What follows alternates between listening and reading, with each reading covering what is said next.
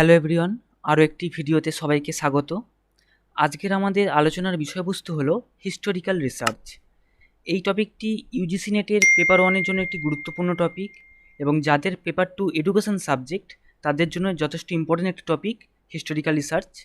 এই ভিডিওতে আমরা হিস্টোরিক্যাল রিসার্চের যে বিষয়গুলো নিয়ে আলোচনা করব, যেমন introduction, purpose of historical research, steps of historical research, types of historical research, sources of historical research, external criticism and internal criticism, characteristics, advantage of historical research and limitation of historical research। তো এই সমস্ত বিষয়গুলো নিয়ে আজকের এই ভিডিওতে আলোচনা করব। তো ভিডিওটাকেও স্কিপ করবেন না, ভিডিওটা পুরোটা দেখবেন। তো চলুন শুরু করা যাক। প্রথমেই বলা হচ্ছে historical research is a qualitative technique, অর্থাৎ হিস্টোরিক্যাল রিসার্চ কিংবা ঐতিহাসিক গবেষণা একটি গুণগত রিসার্চ মেথড বা একটি কোয়ালিটেটিভ টেকনিক বা কোয়ালিটেটিভ রিসার্চ মেথড। তারপর বলা হচ্ছে historical research studies the meaning of past events in an attempt to interpret the facts and explain the cause of events and their effect in the present events. অর্থাৎ historical research past event বা অতীত কোনো ঘটনার অর্থকে বোঝে এবং এই ঘটনাগুলির বিষয়বস্তু ও কারণগুলি যাতে জানা যায় এবং তার সাথে সাথে বর্তমান সময়েও এই ঘটনার কার্যগুলি সেগুলোও জানা যায় হিস্টোরিক্যাল রিসার্চের মাধ্যমে। তারপর বলা হচ্ছে historical research involves A systematic collection and a critical evaluation of data relating to past occurrences of a particular phenomenon। অর্থাৎ কোনো নির্দিষ্ট অতীতে ঘটে যাওয়া ঘটনা বা কোনো নির্দিষ্ট অতীতের ঘটনা সম্পর্কে হিস্টোরিক্যাল রিসার্চ একটি সিস্টেমেটিকভাবে নিয়ম মেনে তথ্যটাকে সংগ্রহ করে এবং সেই তথ্যগুলোকে ক্রিটিক্যালি এভ্যালুয়েট করে। অর্থাৎ ক্রিটিক্যাল এভ্যালুয়েট মানে বলা যেতে পারে সমালোচনামূলক ইভ্যালুয়েশন বা সমালোচনামূলক মূল্যায়ন। তো এই সমালোচনামূলক কথা থেকে যেটা আসছে এক্সটার্নাল ক্রিটিসিজম এবং ইন্টারনাল ক্রিটিসিজম, সেই বিষয়টা আসছে এবং সেই বিষয়টা আমরা এই ভিডিওতে পরে আলোচনা করব। তাহলে বোঝা গেল কোনো নির্দিষ্ট অতীত ঘটনা সম্পর্কে যে তথ্যগুলি রয়েছে সেগুলোকে এটি সিস্টেমেটিকভাবে ডাটাগুলোকে কালেক্ট করা হয় এবং সেটাকে ক্রিটিক্যালি ইভ্যালুয়েট করা হয় সেই ডাটাগুলোকে। তারপরে বলা হচ্ছে it aims to discover the trends in past and anticipate the future. অর্থাৎ হিস্টোরিক্যাল রিসার্চের একটি উদ্দেশ্য হলো কোনো অতীত ঘটনা যেগুলি ঘটেছে সেই অতীত ঘটনাকে আবিষ্কার করা বা ডিসকভার করা বা উদ্ভাবন করা এবং সেগুলি দেখে ভবিষ্যৎ সম্পর্কে একটা অনুমান করা। তারপর বলা হচ্ছে there is no manipulation or control of variables as in experimental research. অর্থাৎ এক্সপেরিমেন্টাল রিসার্চে যেমন বিভিন্ন ভেরিয়েবল নিয়ে ম্যানিপুলেশন বা কন্ট্রোল করা হয়, হিস্টোরিক্যাল রিসার্চে কিন্তু সেরকম কোনো সুযোগ নেই। তারপর আমরা এখানে বিভিন্ন পারপাসগুলো দেখে নেব। পারপাস অফ হিস্টোরিক্যাল রিসার্চ প্রথমে বলা হচ্ছে to make people aware of what has happened in the passed in order to. অর্থাৎ অতীতে যে ঘটনাগুলি ঘটে গেছে সেই সম্বন্ধে লোকজনদের অ্যাওয়্যার করা বা সচেতন করা। না কোন বিষয়ে সচেতন করা? না এখানে বলা হচ্ছে learn from past failure and success. অর্থাৎ পূর্বে বা অতীতে যে সফলতা বা ব্যর্থতা রয়েছে সেগুলি থেকে শেখা। তারপরে apply them to present day problems. অর্থাৎ সেই ব্যর্থতা বা সাফল্য থেকে যা আমরা শিখেছি বা যে অভিজ্ঞতা লাভ করেছি সেগুলো বর্তমান দিনের সমস্যায় সেগুলোকে অ্যাপ্লাই করা, প্রয়োগ করা। তারপরে বলছে মেক প্রেডিকশান, অর্থাৎ কোনো ভবিষ্যৎবাণীকরণ করা বা ফিউচারের জন্য কিছু অনুমান করা, মেক প্রেডিকশান। তারপর বলা হচ্ছে test hypothesis concerning relationship or trend. অর্থাৎ কোনো ঘটনা বা কোনো সম্পর্কর ক্ষেত্রে হাইপোথেসিস করা, অর্থাৎ অনুমান করা, অনুমান সম্পর্কিত বিষয়গুলো পর্যালোচনা করা। তারপরে যে উদ্দেশ্যটি রয়েছে সেটা হলো টু ডিসকভার আননোন ইভেন্টস। অর্থাৎ অজানা বিভিন্ন ঘটনা সেগুলিকে ডিসকভার করা বা আবিষ্কার করা, উদ্ভাবন করা। তারপর বলা হচ্ছে to understand significance of events. কোনো ঘটনার যে তাৎপর্য সেটাকে ভালো করে বোঝা, সেই জন্য হিস্টোরিক্যাল রিসার্চ করা হয়। হিস্টোরিক্যাল রিসার্চের আরও একটি উদ্দেশ্য হলো to discover the context of an organization, movement, the situation. অর্থাৎ কোনো সংগঠন কিংবা কোনো আন্দোলন কিংবা কোনো পরিস্থিতির যে কনটেক্সট রয়েছে, অর্থাৎ যে প্রসঙ্গ বা যে বিষয়বস্তু রয়েছে সেগুলোকে আবিষ্কার করা। তারপর বলা হচ্ছে to find answers two questions about the past. অর্থাৎ অতীতে ঘটে যাওয়া কোনো ঘটনা সম্পর্কিত কোনো কোশ্চেন বা কোনো অজানা কিছু কোশ্চেন, প্রশ্ন, সেগুলোর উত্তরটাকে খোঁজা হিস্টোরিক্যাল রিসার্চের একটি উদ্দেশ্য। তারপরে যে উদ্দেশ্যগুলি রয়েছে সেগুলো হলো, প্রথমে বলছে to study cause and effect relationship. তো হিস্টোরিক্যাল রিসার্চেও কজ অ্যান্ড এফেক্ট রিলেশনশিপ দেখা হয়। এখানে বিভিন্ন ইভেন্টের মধ্যে কজ অ্যান্ড এফেক্ট রিলেশনশিপ দেখা হয়। তারপর বলছে to study relationship between the past and the present. অর্থাৎ অতীত এবং বর্তমানের মধ্যে যে সম্পর্ক রয়েছে সেটাকে স্টাডি করা, সেটাকে জানা। To record and evaluate the accomplishment of individual, institution and other kind of organization. অর্থাৎ কোনো ব্যক্তি বা কোনো সংগঠন বা বিভিন্ন ধরনের কোনো সংগঠনের যে অ্যাকমপ্লিশমেন্ট, অর্থাৎ তার যে প্রতিপাদন বা সম্পাদন বা তার যে একটা আবিষ্কার, তার যে একটা সাধনা, সেটা যুগ যুগ ধরে যেভাবে চলে আসছে, তার সাফল্য, সেইগুলো রেকর্ডটাকে জানা বা তারকে মূল্যায়ন করতে কিন্তু হিস্টোরিক্যাল রিসার্চ ব্যবহার করা হয়। তারপর বলছে to provide understanding of the immediate phenomenon of concept. অর্থাৎ তৎক্ষণাৎ কোনো ঘটনা সম্পর্কে কোনো আন্ডারস্ট্যান্ডিং বা কোনো বোধ প্রোভাইড করে হিস্টোরিক্যাল রিসার্চ। বা এইভাবে বলা যেতে পারে, হঠাৎ তৎক্ষণাৎ কোনো ঘটনা সম্পর্কে সেটাকে ভালোভাবে বুঝতে হিস্টোরিক্যাল রিসার্চের প্রয়োজন পড়ে। তারপর বলা হচ্ছে to know how and why theories and practices have been developed. বিভিন্ন থিওরিগুলো কিভাবে ডেভেলপ হয়েছে এবং কেন ডেভেলপ করা হয়েছে সেই সম্বন্ধেও জানতে হিস্টোরিক্যাল রিসার্চ সাহায্য করে। তারপর বলা হচ্ছে to identify reasons to develop new theories and practices. অর্থাৎ নতুন নতুন যেসব থিওরিগুলো ডেভেলপ করা হচ্ছে তার কারণ সম্বন্ধে জানতে বা অবগত হতেও কিন্তু হিস্টোরিক্যাল রিসার্চের প্রয়োজন পড়ে। তারপর বলা হচ্ছে to understand the historical aspect of research problem. অর্থাৎ কোনো রিসার্চের কোনো প্রবলেম বা কোনো রিসার্চের টপিক বা যে বিষয় বা সমস্যা নিয়ে গবেষণা করা হচ্ছে তার যে হিস্টোরিক্যাল অ্যাসপেক্ট রয়েছে, তার যে ঐতিহাসিক প্রেক্ষাপট রয়েছে, সেটা জানতেও কিন্তু হিস্টোরিক্যাল রিসার্চ আমাদের দরকার। কারণ এটা হতে পারে যদি অন্য কোনো গবেষণাও হয়, যেটা হতে পারে কোনো ডেসক্রিপটিভ গবেষণা বা যদি এক্সপ্লোরেটরি যদি গবেষণাও হয়, এক্সপ্লোরেটরি রিসার্চের ক্ষেত্রেও কি হয় না, সেই বিষয় বা সেই রিসার্চ প্রবলেমের যেটা নিয়েছি সেই টপিকে কাজ করার আগে তো সেই টপিকের একটা হিস্টোরিক্যাল ব্যাকগ্রাউন্ড আমাদের জানতে হয়। তো আমরা ছোট করে সেই ডেসক্রিপটিভ রিসার্চ কিংবা এক্সপ্লোরেটরি রিসার্চ করার আগে আমরা ছোট করে কিন্তু একটা হিস্টোরিক্যাল রিসার্চ করে ফেলি, যাতে সেই রিসার্চ প্রবলেম সম্বন্ধে আমাদের একটা বেসিক নলেজ হয়, একটা হিস্টোরিক্যাল ব্যাকগ্রাউন্ড আমরা জানতে পারি। মূল গবেষণায় যাওয়ার আগে কিন্তু আমরা ছোট করে হিস্টোরিক্যাল রিসার্চই করে নিই। তো সেটা এখানে বলছে যে কোনো রিসার্চ প্রবলেমের হিস্টোরিক্যাল অ্যাসপেক্টটা জানার জন্য, বোঝার জন্য কিন্তু আমাদের হিস্টোরিক্যাল রিসার্চটা প্রয়োজন পড়ে। তো এইগুলো ছিল পারপোজ অফ হিস্টোরিক্যাল রিসার্চ। এরপরে আসছে স্টেপস অফ হিস্টোরিক্যাল রিসার্চ। তো হিস্টোরিক্যাল রিসার্চের 6টা স্টেপ রয়েছে, ওই স্টেপগুলো কিন্তু যথেষ্ট ইম্পর্টেন্ট। তো স্টেপটা আমরা জানতে হবে। তো প্রথমে বলছে identification of research topic and formulation of research problem. অর্থাৎ আমরা কোন বিষয়ে রিসার্চ করব তার একটা রিসার্চ টপিকটাকে প্রথমে আইডেন্টিফাই করা, তারপর সেই টপিক থেকে একটা পার্টিকুলার রিসার্চ প্রবলেম বা একটা বিষয় নিয়ে গবেষণা করা। তো রিসার্চ প্রবলেমটাকে ফর্মুলেট করা হয়।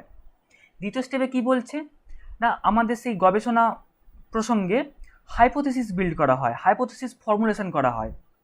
আমরা যে টপিকটা নিয়ে হিস্টোরিক্যাল রিসার্চ করব সেই টপিকে হাইপোথিসিস করা হয়, একটা গবেষণার আগেই একটা প্রাথমিক অনুমান করা হয়। তারপরে বলছে systematic collection of evidence or data by valid resources.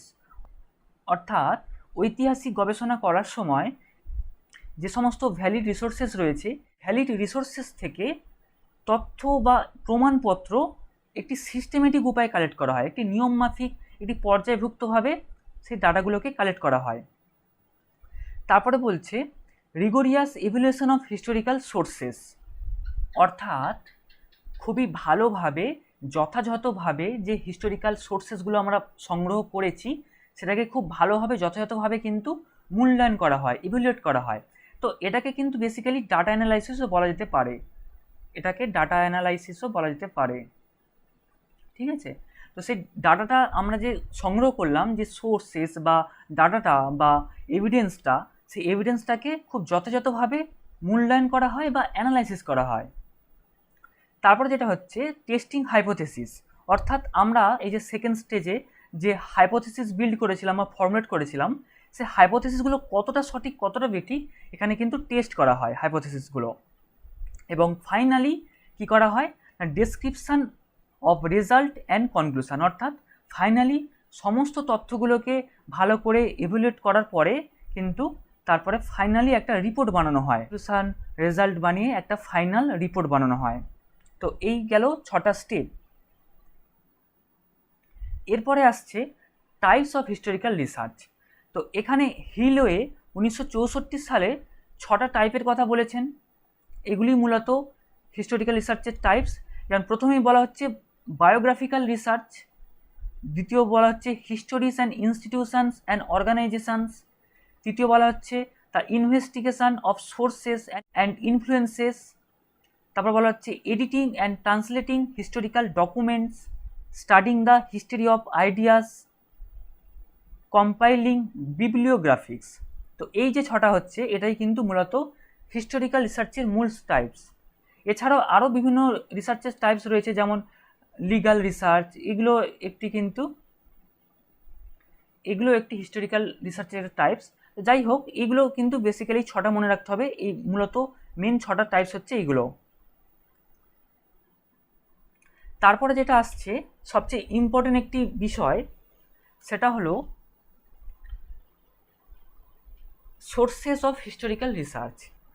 Historical research করার সময় যে তথ্যগুলো সংগ্রহ করা হয় ভ্যালিড সোর্সেস থেকে, তো তার দুটো ভাগ রয়েছে মূলত, প্রাইমারি সোর্স এবং সেকেন্ডারি সোর্স। এটি মূলত দুটি ভাগ রয়েছে। এছাড়াও টার্সিয়ারি সোর্স রয়েছে, কিন্তু মূলত দুটি সোর্সকেই প্রাধান্য দেওয়া হয়, একটি হলো প্রাইমারি সোর্স, আরেকটি হলো সেকেন্ডারি সোর্স। তো প্রাইমারি সোর্সে কি বলা হচ্ছে, a primary source is one prepared by an individual who was a participant in or a direct witness to the event being described। অর্থাৎ প্রাইমারি সোর্স হলো সেই সোর্স যেখানে একজন ব্যক্তি যিনি ওই ইভেন্টটিকে বর্ণনা করছেন তিনি কিন্তু ওই ইভেন্টে পার্টিসিপেট করেছেন কিংবা উনি ডাইরেক্ট উইটনেস থেকেছেন। অর্থাৎ যিনি এই প্রাইমারি সোর্সকে ডেলিভার করছেন বা প্রাইমারি সোর্স প্রদান করছেন তিনি কিন্তু ওই ইভেন্ট বা ঘটনার সঙ্গে সরাসরিভাবে যুক্ত। তারপর বলা হচ্ছে প্রাইমারি সোর্সেস আর ফার্স্ট হ্যান্ডেড ইনফরমেশান। এটাকে অবশ্যই ফার্স্ট হ্যান্ডেড ইনফরমেশান বলা হচ্ছে, কারণ যিনি তথ্যটা প্রদান করছেন তিনি তো অবশ্যই ওই ঘটনার সঙ্গে সরাসরি যুক্ত ছিলেন, তো তিনি সর্বপ্রথম ওই তথ্যটা প্রদান করছেন, তো এটাকে ওই জন্য ফার্স্ট হ্যান্ডেড ইনফরমেশান বলা হয়। তারপর বলা হচ্ছে in primary sources of data the observer has direct physical relationship with data. অর্থাৎ এই প্রাইমারি সোর্সে যে ডাটাগুলো প্রোভাইড করা হয় সেই ডাটা যিনি প্রোভাইড করছেন ওনার সঙ্গে ওই ডাটার কিন্তু সরাসরি ফিজিক্যাল রিলেশনশিপ থাকে, সম্পর্ক থাকে। তারপর বলা হচ্ছে primary sources include remains or relic associated with persons, groups, periods or events. অর্থাৎ প্রাইমারি সোর্সেস বলতে বোঝায় যে কোনো ব্যক্তি বা কোনো গ্রুপ বা কোনো সংগঠন বা কোনো সময় বা কোনো ঘটনা সম্পর্কিত কোনো অজানা ধ্বংসাবশেষ কিংবা অবশিষ্ট কোনো তথ্য, এগুলোও কিন্তু প্রাইমারি সোর্সের মধ্যেই অন্তর্ভুক্ত হয়। তারপর বলা হচ্ছে documents classified as primary sources আর। অর্থাৎ এই যে ডকুমেন্টগুলো রয়েছে বা এইগুলো যে তথ্যর বিভিন্ন ধরন রয়েছে এই সমস্ত জিনিসগুলোই কিন্তু প্রাইমারি সোর্স হিসাবেই গণ্য করা হয়। যেমন official records, autobiographic letters, minutes of meeting, diaries, journals, কোনো will, licence, declaration, certificate, bills, receipt, newspapers, magazines, advertisements, maps, encryption, diagrams, books, pamphlet, pictures, film, painting, recording, research report, এই সমস্ত বিষয়গুলো কিন্তু প্রাইমারি সোর্সের মধ্যেই অন্তর্ভুক্ত। এবং দ্বিতীয় যেটা বলা হচ্ছে সেকেন্ডারি সোর্স, সেকেন্ডারি সোর্স বলতে বোঝায় a secondary source is a document prepared by an individual who was not a direct witness to an event but who obtained a description of the event from someone else. অর্থাৎ আমরা primary সোর্সের ক্ষেত্রে কি জানলাম, যে যিনি ওই তথ্যগুলোকে provide করছেন, ওই তথ্যগুলো যে বিষয়ে বা যে ঘটনা সম্পর্কিত, সেই ঘটনার সঙ্গে কিন্তু ওই তথ্য প্রদানকারী ব্যক্তি সরাসরি সংযোগ থাকে, বা উনি নিজের চোখে ওটা দেখেছেন বা ডাইরেক্ট উইটনেস থেকেছেন বা অবজার্ভ করেছেন। কিন্তু সেকেন্ডারি সোর্সের ক্ষেত্রে কি হয়, এখানে পুরোপুরি উল্টো। যিনি কোনো ঘটনা সম্পর্কে তথ্য প্রদান করছেন, উনি কিন্তু তথ্যটা সরাসরিভাবে উনি দেখেননি বা অবজার্ভ করেননি বা উইটনেস থাকেননি ওই ঘটনায়, কিন্তু উনি যে বর্ণনা দিচ্ছেন ওই ঘটনা সম্পর্কে, যে তথ্যগুলো দিচ্ছেন, তিনি অন্য কোনো ব্যক্তি বা সামওয়ান এলস, অন্য কোনো ব্যক্তির কাছ থেকে কিন্তু শুনেছেন বা জেনেছেন। তো সেটাকেই বলা হচ্ছে সেকেন্ডারি সোর্স। তারপর বলা হচ্ছে it does not has direct physical relationship with observer with the event, subject or condition. অর্থাৎ সেকেন্ডারি সোর্স যিনি প্রদান করছেন বা সেকেন্ডারি সোর্স, এই যে অবজারভার, ওই যে ঘটনা বা কোনো বিষয় বা কোনো পরিস্থিতির সঙ্গে কিন্তু যিনি তথ্য প্রদান করছেন ওনার কিন্তু ডাইরেক্ট কোনো ফিজিক্যাল রিলেশন থাকে না। তারপর বলা হচ্ছে secondary sources of data are usually limited worth because of the usual errors that result when information is passed one from one person to another. অর্থাৎ এখানে যে সেকেন্ডারি সোর্স ব্যবহার করা হয়, সেকেন্ডারি সোর্সেস অফ ডাটা, এটা কিন্তু usually limited worth, এর কিন্তু মূল্যটা কিন্তু অনেকটা কম থাকে বা লিমিটেড থাকে। কারণ কি হয়, এই ডাটাকে কাজে লাগিয়ে যদি গবেষণা করা হয়, এর রেজাল্টে কিন্তু কোনো এরর দেখা যেতে পারে। এররটা কেন দেখা যেতে পারে না, কারণ এই ইনফরমেশানটা কিন্তু একজন ব্যক্তি থেকে আরেকজন ব্যক্তির কাছে কিন্তু পাস হয়। কারণ এই একজন ব্যক্তির কাছে ইনফরমেশানটা ছিল, সেখান থেকে অন্য একজন ব্যক্তির কাছে গেল, সেখান থেকে হয়তো আরও একজন ব্যক্তির কাছে এলো, এর ফলে এর মধ্যে কিন্তু অনেক ভুল তথ্য ইনক্লুড হতে পারে, গুজব ইনক্লুড হতে পারে। তো সেক্ষেত্রে এই তথ্যকে যদি কাজে লাগিয়ে গবেষণা করা হয়, সেক্ষেত্রে কিন্তু রিসার্চের রেজাল্টে কিন্তু ভুল হতে পারে, এরর হতে পারে। সেজন্য এই সেকেন্ডারি সোর্সের কিন্তু মূল্য বা দাম অনেক কম থাকে। তারপর যেটা বলছে এক্সাম্পলস অফ সেকেন্ডারি সোর্সেস আর, এগুলো প্রত্যেকটি হচ্ছে সেকেন্ডারি সোর্সের উদাহরণ, যেমন textbook, encyclopedias, monograph, article in magazines, periodical indexes, dissertation, research journals and historical reviews. তো আশা করি বোঝা গেল প্রাইমারি সোর্সটা কী জিনিস এবং সেকেন্ডারি সোর্সটা কী জিনিস। খুবই সোজা বিষয়, এই দুটোকে ডিফারেন্সিয়েট করতে পারলে এই বিষয়টা আরও ভালোভাবে জানা সম্ভব। এরপর আসছে ক্রিটিসিজম অফ হিস্টোরিক্যাল রিসার্চ, এবং এই দুটো কিন্তু খুবই গুরুত্বপূর্ণ তো বটেই, তার সাথে সাথে যথেষ্ট কনফিউশনের জায়গাও থাকে বিভিন্ন স্টুডেন্টের ক্ষেত্রে। তো এই দুটো জিনিস কিন্তু খুব ভালো করে বুঝতে হবে। প্রথমে যে ক্রিটিসিজমটার কথা বলা হচ্ছে সেটা হলো এক্সটার্নাল ক্রিটিসিজম, অর্থাৎ বাহ্যিক সমালোচনা। তো এখানে যেগুলো লেখা রয়েছে, যেমন অথেন্টিসিটি অ্যান্ড জেনুইননেস অফ ডাটা, অর্থাৎ গবেষণার যে ডাটা থাকে বা তথ্য থাকে বা সোর্সেস থাকে, তার কতটা অথেন্টিসিটি রয়েছে বা জেনুইননেস রয়েছে, কতটা তথ্যগুলো কতটা খাঁটি বা কতটা প্রকৃত তথ্য, কতটা সত্যতা রয়েছে, এখানে সেটাই কিন্তু মেজার করা হয় বা বিচার করা হয়। তারপর যেটা বলছে external criticism evaluates the validity of the document, অর্থাৎ এই যে ডকুমেন্ট বা ডাটা কিন্তু একই বিষয়, কোনো তথ্য বা ডাটা বা ডকুমেন্টের যে যথার্থতা বা ভ্যালিডিটি, সেটাকে কিন্তু ইভ্যালুয়েট করা হয় এক্সটার্নাল ক্রিটিসিজমে। বলা যেতে পারে যে ঐতিহাসিক গবেষণায় সংগৃহীত যে তথ্যগুলো রয়েছে বা ডাটাগুলো রয়েছে, সেই তথ্যের যথার্থতা, প্রমাণ্যতা, সঠিকতা, সত্যতা বিচার করাকেই বলা হয় কিন্তু বাহ্যিক সমালোচনা বা এক্সটার্নাল ক্রিটিসিজম। তো সেটা আমরা আরও ডিটেলসে জানবো। যেমন এখানে বলা হচ্ছে হু রোড দ্য ডকুমেন্ট, যেমন এই ডকুমেন্টটা কে লিখেছে, for what purpose was the document written, অর্থাৎ এই ডকুমেন্টটি কোন উদ্দেশ্যে লেখা হয়েছে।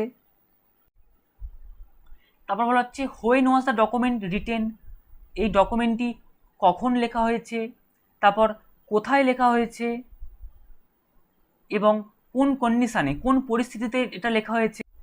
Do different forms or versions of the document exist, এর কোনো দ্বিতীয় ভার্সন বা কোনো আলাদা কোনো ভার্সন রয়েছে কি না সেটাও দেখা হয়। মানে একটা গবেষণা করার পর যে ফাইনাল যে একটা ডকুমেন্ট রেডি করা হচ্ছে, একটা ফাইনাল যে রিপোর্ট তৈরি করা হচ্ছে, তার যে একটা বাহ্যিক রূপ তৈরি হয়ে যাচ্ছে, তারপর সেই বাহ্যিক দিকে যে বিষয়গুলোকে অবগত হওয়া সম্ভব সেই বিষয়গুলিকেই কিন্তু এখানে বিচার করা হয়। যেমন গবেষণাপত্রটি কে লিখেছেন বা কোথায় কখন লিখেছেন বা কী উদ্দেশ্যে লিখেছেন, কোনো ফাইনাল রিপোর্ট বা ডকুমেন্টে কিন্তু এগুলি বাহ্যিকভাবে খুব সহজেই দেখা যায়। যেমন কভার পেজে কিংবা ডকুমেন্টটি পড়লে কিন্তু এই বিষয়গুলো দেখা যায়, এবং এই ডাটা বা ডকুমেন্ট কতটা সত্যতা রয়েছে বা কতটা এই ডাটার বা ডকুমেন্ট কতটা খাঁটি বা কতটা প্রকৃত তথ্যের মধ্যে রয়েছে বা যথার্থতা কিনা, এগুলি কিন্তু এখানে দেখা হয় বা বিচার করা হয়। তো এটা বোঝা গেল এক্সটার্নাল ক্রিটিসিজম। তো এবার আসছে ইন্টারনাল ক্রিটিসিজম। ইন্টারনাল ক্রিটিসিজম কি বলছে? Internal criticism evaluates the meaning, accuracy, trustworthiness and veracity of the content of the materials or document। এখানে জিনিস বুঝতে হবে যে এখানে কিন্তু ডকুমেন্টের কথা বলা হচ্ছে, যে ডকুমেন্টের সত্যতা, তার প্রকৃত কতটা তার সত্যতা রয়েছে, তার সে তথ্যটা কতটা খাঁটি সেটা কিন্তু বিচার করা হয়। আর এখানে কি করছে না, মেটেরিয়ালস বা ডকুমেন্টের কন্টেন্টকে বিচার করা হয়, মানে অর্থাৎ তথ্যের বিষয়বস্তুর মধ্যে কতটা সত্যতা রয়েছে, কতটা সঠিকতা রয়েছে, এখানে কিন্তু বিচার করা হয়। তাহলে কি বলছে যে এই যে ডকুমেন্ট, তার যে বিষয়বস্তু, তার যে অর্থ, তার যে যথাযোগ্যতা বা নির্ভুলতা, অ্যাকুরেসি বা তার যে বিশ্বাসযোগ্যতা, ভেরাসিটি মানে হচ্ছে সত্যতা, তো এইগুলো কিন্তু দেখা হয়, অর্থাৎ ডকুমেন্টের বিষয়বস্তুর এই বিষয়গুলো দেখা হয়। যেমন এখানে যে জিনিসগুলো বলছে, what was meant by the author, অর্থাৎ এই গবেষণার মাধ্যমে লেখক কী বোঝাতে চাইছেন, কী বলতে চাইছেন, বা how much creditability can be given to the author, অর্থাৎ এই গবেষণার জন্য বা এই কাজের জন্য অথারকে কতটা ক্রেডিট দেওয়া যেতে পারে। What was the author trying to say, এই গবেষণার মাধ্যমে গবেষক কী বলতে চাইছেন। Does the document contain bias of any sort, অর্থাৎ এই যে ডকুমেন্ট বা গবেষণা করা হয়েছে এখানে কোনো ধরনের পক্ষপাতিত্ব নেই তো, সেটাও দেখা হয় এখানে। তারপর বলছে কম্পিটেন্স অফ দ্য অথার, একজন অথার বা লেখকের কতটা দক্ষতা রয়েছে, কতটা এবিলিটি রয়েছে, কার্যক্ষমতা রয়েছে, সেটাও এখানে দেখা হয়। বা general reputation of the author, লেখকের কতটা নাম ডাক রয়েছে, রেপুটেশন রয়েছে, সেটাও দেখা হয়। বা অনেস্টি অফ দ্য অথার, লেখক কতটা অনেস্টি হিসাবে কাজ করেছেন, কতটা সঠিকভাবে কাজ করেছেন, তিনি কতটা এথিক্স ফলো করেছেন, এই বিষয়গুলো দেখা হয়। অর্থাৎ আমরা কি জানলাম যে এক্সটার্নাল ক্রিটিসিজমে কি করা হয় না, ডকুমেন্টের যে সত্যতা রয়েছে, সঠিকতা রয়েছে, প্রামাণ্যতা রয়েছে, যথার্থতা রয়েছে, সেটাকে বিচার করা হয়। আর ইন্টারনাল ক্রিটিসিজমে কি করা হয় না, তথ্যের বিষয়বস্তুর, এখানে একটা দিক খেয়াল রাখতে হবে, এক্সটার্নাল ক্রিটিসিজমে তথ্যের যে যৌক্তিকতা, তথ্যের সঠিকতা, তথ্যের প্রামাণ্যতা, যথার্থতা, সেটাকে বিচার করা হয়। আর ইন্টারনাল ক্রিটিসিজমে কি করা হয়, তথ্যের বিষয়বস্তুর, এটা খেয়াল রাখতে হবে যে ওখানে তথ্যের আর এখানে কিন্তু তথ্যের বিষয়বস্তুর।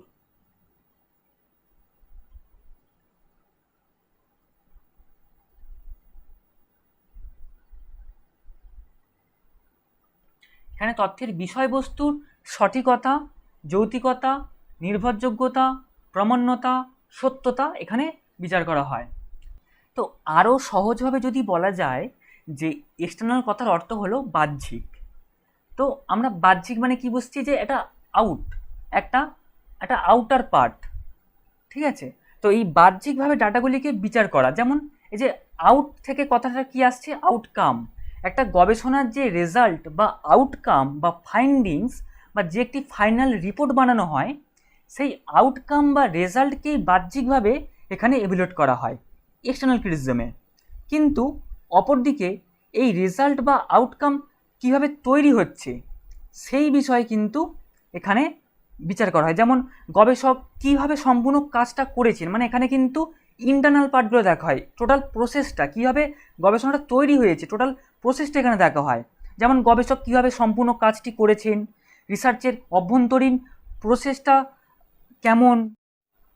এখানে রিসার্চের অভ্যন্তরীণ প্রসেসটা কিন্তু ইন্টারনাল পার্ট, ঠিক আছে। তো অভ্যন্তরীণ ব্যাপার অর্থাৎ গবেষক এই গবেষণার মাধ্যমে কি বোঝাতে চাইছেন, তথ্যের সাথে গবেষকের সম্পর্ক কি, উনি কীভাবে তথ্য সংগ্রহ করেছেন, ওনার এই গবেষণা করার কতটা কম্পিটেন্স বা দক্ষতা রয়েছে বা এবিলিটি রয়েছে, বা উনি গবেষণা করার সময় কোনো পক্ষপাতিত্ব করেছেন কি না, হয়তো কোনো ভুল তথ্য দিয়েছেন কিংবা নিজের মন গড়া তথ্য দিয়েছেন, কতটা সঠিকভাবে উনি কাজ করেছেন, ওনার কতটা ক্রেডিট পাওয়া উচিত, ওনার কতটা রেপুটেশন রয়েছে বা অনেস্টি রয়েছে, এই সমস্ত গবেষণার প্রসেস রিলেটেড ব্যাপারগুলি কিন্তু হচ্ছে ইন্টারনাল ম্যাটার। তো এই সম্পর্কে যখন বিচার করা হয় সেগুলি হয়ে যায় ইন্টারনাল ক্রিটিসিজম। তাহলে আশা করি এটা বোঝা গেল যে একটা গবেষণার ফাইনাল রিপোর্ট তৈরি হয়ে যাওয়ার পরে সেটা হয়ে যাচ্ছে তার বাহ্যিক দিক, তার আউটকাম, তার রেজাল্ট।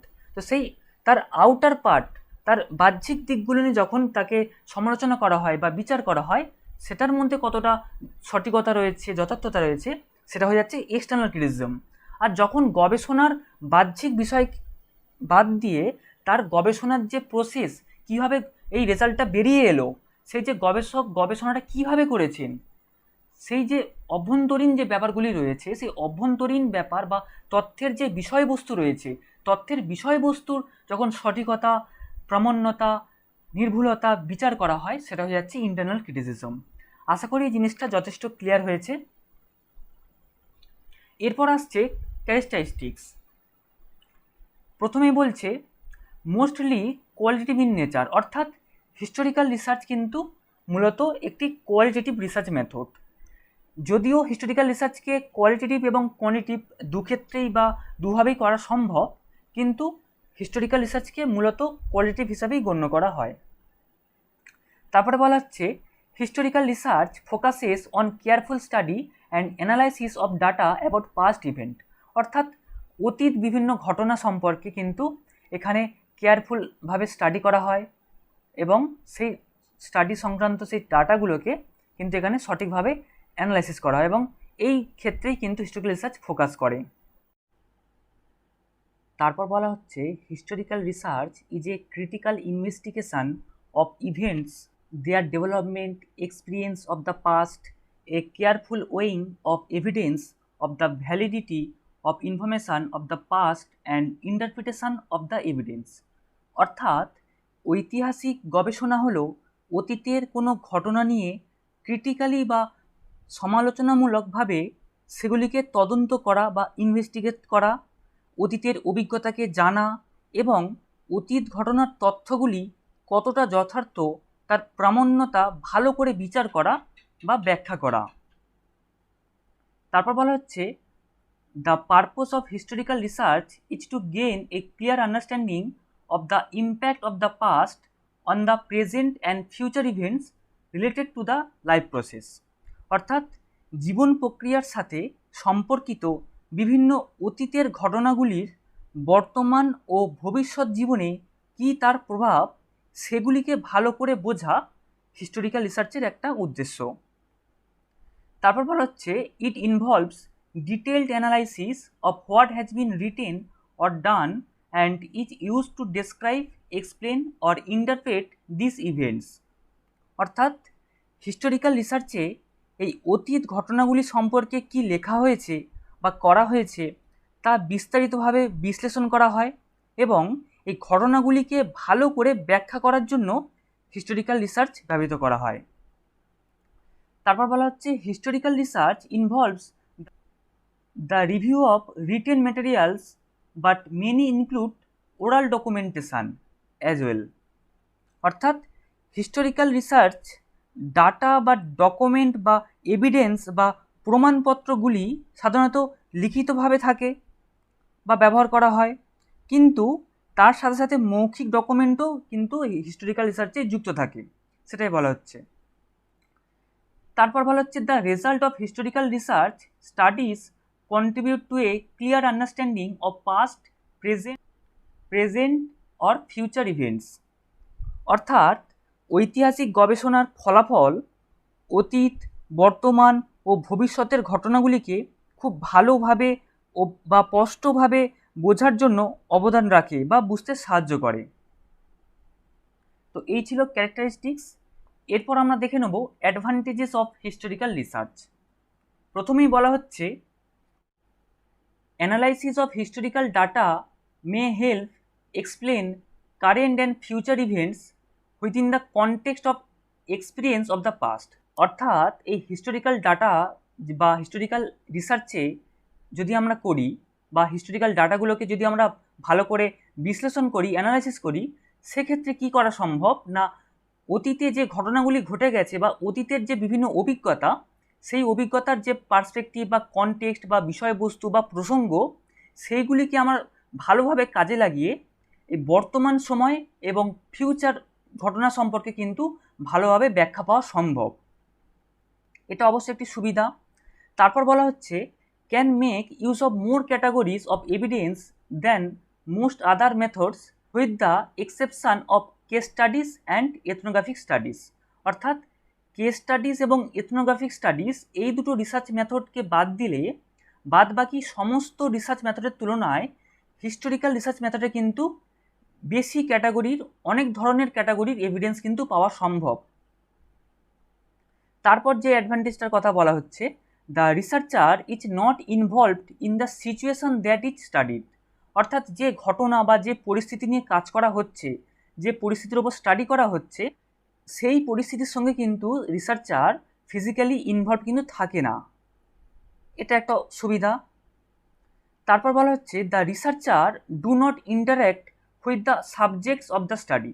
অর্থাৎ হিস্টোরিক্যাল রিসার্চে যে বিষয়বস্তু নিয়ে কাজ করা হচ্ছে বা কোনো যদি ঐতিহাসিক কোনো ব্যক্তির ওপর যদি স্টাডি করা হয়, তার মানে এই নয় যে তার সঙ্গে ডাইরেক্ট ইন্টারাক্ট করতে হবে। হতে পারে রিসার্চার অন্য কোনো ব্যক্তির কাছ থেকে সেই ব্যক্তির সম্পর্কে কোনো তথ্য কালেক্ট করা হলো, বা কোনো বই থেকে তথ্য কালেক্ট করা হলো, বা কোনো এমন ডকুমেন্ট রয়েছে জার্নাল, সেখান থেকে তথ্য কালেক্ট করা হলো।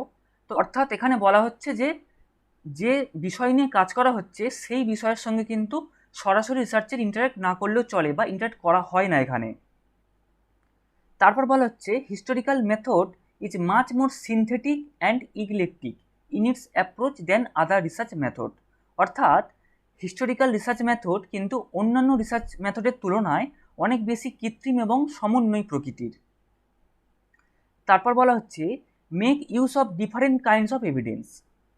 এখানে কিন্তু অর্থাৎ হিস্টোরিক্যাল রিসার্চে বিভিন্ন ধরনের কিন্তু প্রমাণপত্র বা তথ্য বা ডাটা কিন্তু ইউজ করা হয়। যেমন সেটা হতে পারে কোনো জার্নাল হতে পারে, নিউজ পেপার হতে পারে, ম্যাগাজিন হতে পারে, ফিল্ম হতে পারে, কোনো অডিও ক্লিপ হতে পারে, কোনো পিকচার হতে পারে, অনেক কিছু বিভিন্ন ধরনের কিন্তু এভিডেন্স হতে পারে, ডিফারেন্ট কাইন্ড অফ এভিডেন্স।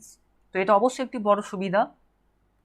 তারপর বলা হচ্ছে provide a rich source of information. অর্থাৎ কোনো গবেষক যদি হিস্টোরিক্যাল রিসার্চ করেন, তিনি কিন্তু তার গবেষণার মাধ্যমে অনেক বেশি তথ্য কিন্তু প্রোভাইড করতে পারবেন। রিচ সোর্স অফ ইনফরমেশান, বিভিন্ন ভ্যারাইটির তথ্য কিন্তু উনি প্রোভাইড করতে পারবেন বা অনেক বৃহদাকার তথ্য কিন্তু উনি গবেষণার মাধ্যমে প্রোভাইড করতে পারবেন। তো এই ছিল অ্যাডভান্টেজ অফ হিস্টোরিক্যাল রিসার্চ। এবার আমরা দেখে নেব লিমিটেশন অফ হিস্টোরিক্যাল রিসার্চ। যেমন প্রথমেই বলছে this are complex and broad because the topics of research are affected by numerous factors that need to be considered and analyzed.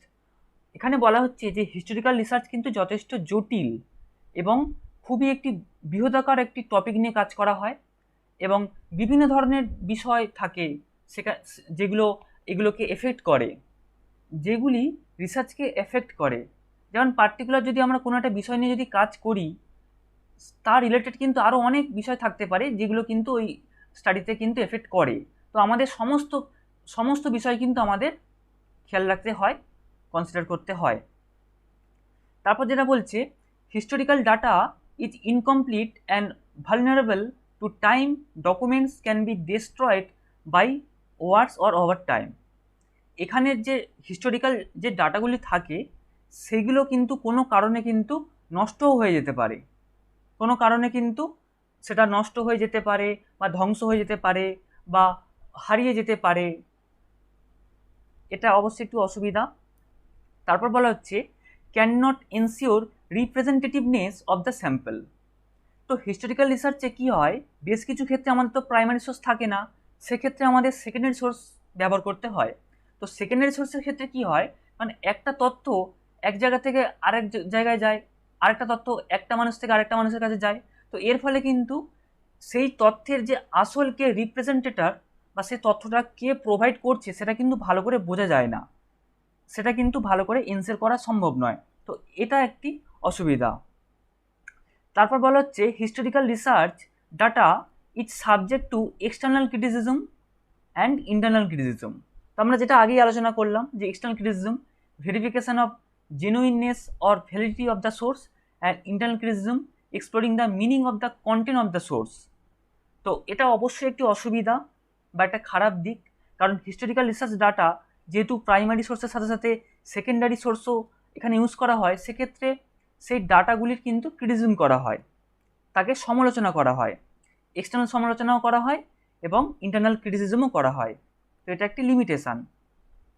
তারপর যেটা বলা হচ্ছে no data collection is possible by administering any tool. এখানে কিন্তু কোনো টুল ব্যবহার করে কিন্তু ডাটা কালেক্ট করা হয় না, মানে এমন কোনো টুল দিয়ে দেওয়া হলো ডাটাটা খুব সঠিকভাবে চলে এলো তা কিন্তু নয়।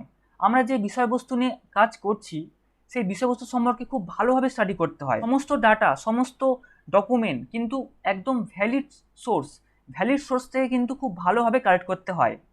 যতটা সম্ভব প্রাইমারি সোর্স থেকে কালেক্ট করার চেষ্টা করা হয়, প্রাইমারি সোর্সেস না থাকলে সেকেন্ডারি সোর্স ব্যবহার করা হয়, কিন্তু সেগুলো খুবই ভ্যালিড সোর্স হতে হবে, ভালো সোর্স হতে হবে, সেটা অবশ্যই মাথায় রাখতে হবে। খুব বেশি টুল ব্যবহার করে যে ডাটা কালেক্ট করা হয় তা কিন্তু নয়, সেইখানে অন দ্য ফিল্ড গিয়ে কিন্তু স্টাডি করা হয়, সেই রিলেটেড বিভিন্ন মানুষজনের সঙ্গে মিট করতে হয় যারা ওই ঘটনার সঙ্গে সরাসরি যুক্ত।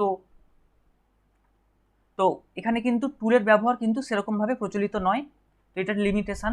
তারপর বলা হচ্ছে no scope to control and manipulate any variable.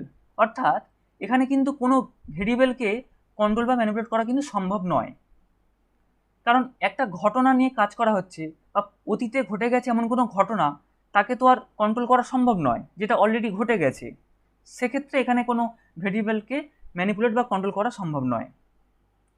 তারপর বলা হচ্ছে no way the researcher can effect the events of the past.